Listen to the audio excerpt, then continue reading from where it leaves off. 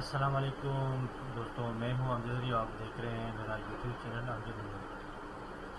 اس زندگی کی حقیقت کو پہچانیے۔ آج ہم آپ کے لیے لائے ہیں ایک زبردست سی ویڈیو۔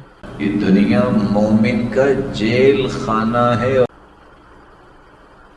تو آئیے دیکھتے ہیں آج کی زبردست اسلامک ویڈیو۔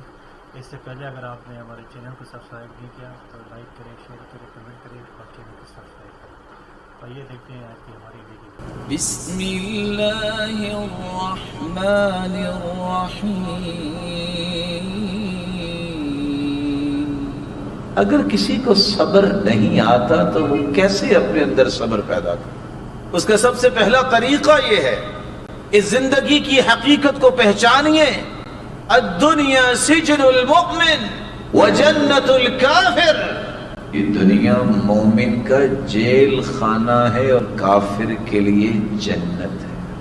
اگر کوئی شخص جیل میں چلا جائے، اس کا کمرہ بھی اچھا بنوا دیا جائے، فرنشڈ ہو، اس میں ہر ضرورت کی چیز بھی موجود ہو، ہے تو جیل میں، آزادی تو نہیں ہے اسے، ایک نہیں دسیوں محرومیاں اسے محسوس تو ہوتی ہے۔ مومن کے لیے دنیا جیل ہے، اس لیے تکلیفیں برداشت کرنے سے ہی اجر ملنے ہیں۔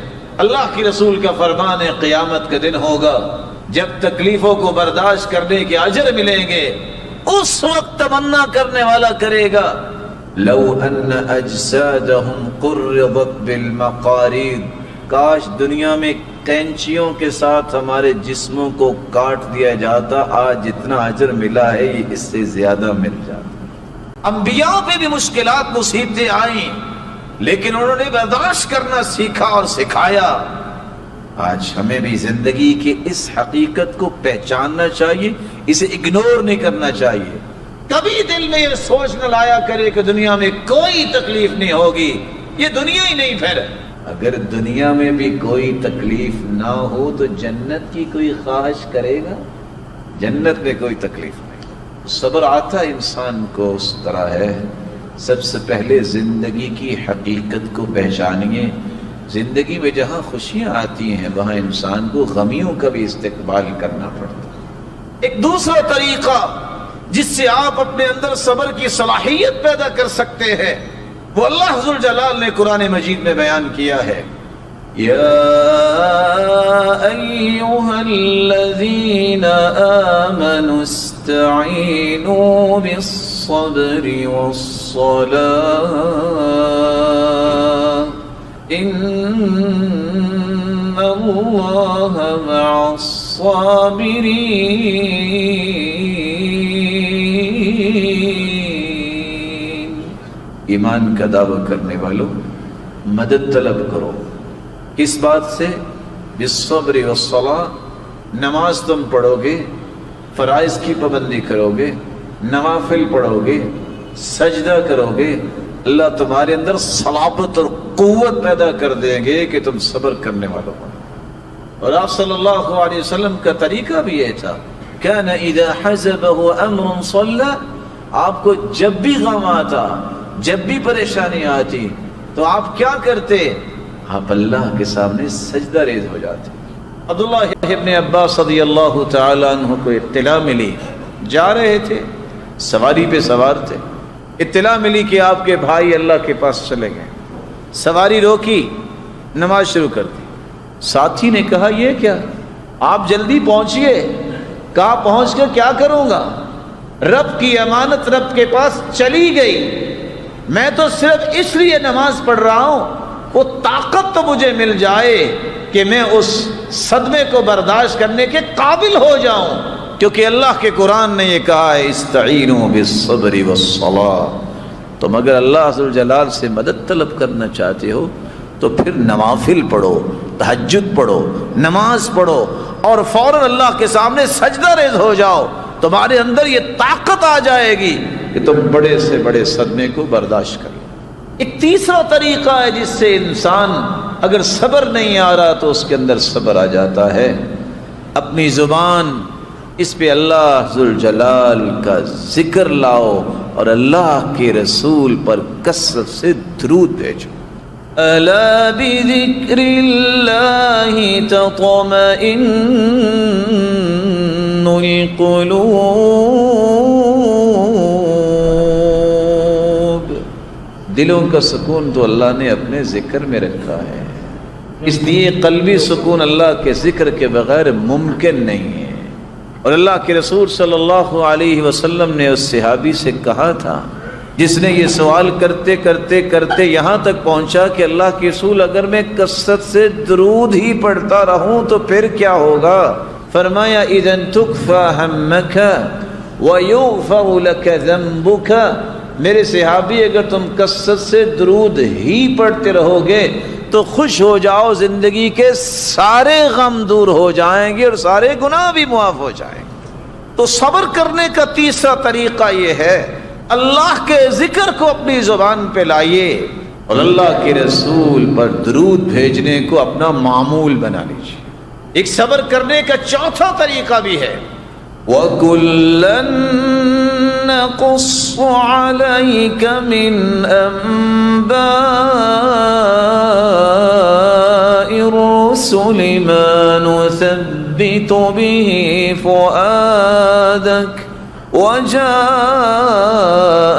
فِي هَذِهِ الْحَقُّ وَمَوْعِظَةٌ وَذِكْرَى لِلْمُؤْمِنِينَ. انبیاء کے قصے پڑھیے، صحابہ کرام کی زندگیوں کو پڑھیے، سمجھ آئے گی کہ کیسے اللہ نے ان کو قوت دی، کیسے انہوں نے صبر کیے، کس طرح انہوں نے زندگی کے معاملات کو چلایا. آپ کے اندر صبر آئے گا. ایک پانچواں طریقہ بھی ہے جس سے آپ اپنے اندر صبر کی صلاحیت پیدا کر سکتے ہیں. رسول اللہ صلی اللہ علیہ وآلہ وسلم نے کچھ دعائیں بتائی ہیں، یہ دعائیں اپنا معمول بنائیے.